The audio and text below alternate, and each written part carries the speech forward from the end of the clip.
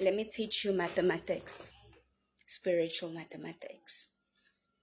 Scientifically, it is called vortex mathematics. That is why Tesla said, if you can understand 369,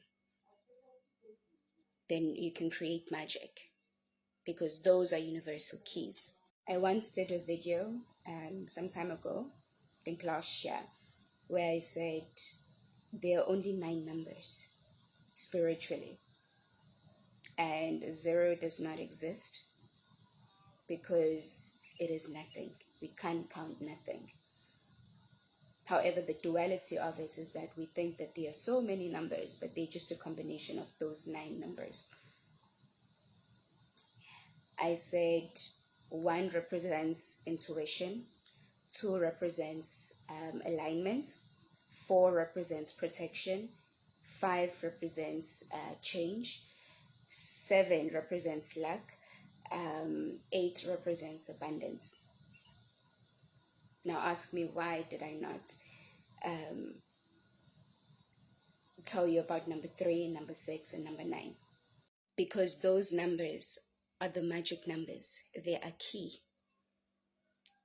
Life is mathematics, not the mathematics that you study in school just to pass your grades, but it is a code.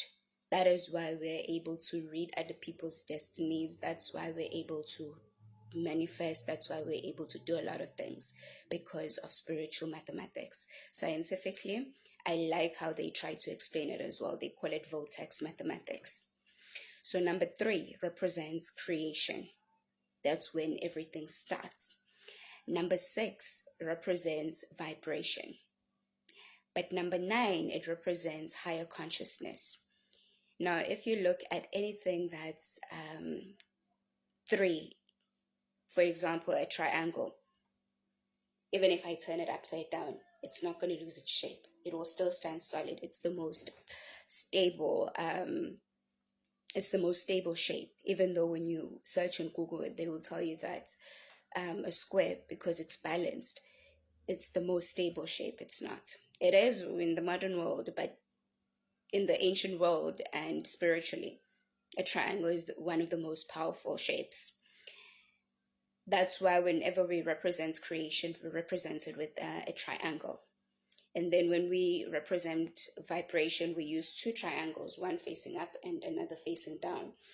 But when we represent consciousness, we can use 3 triangles, or we can use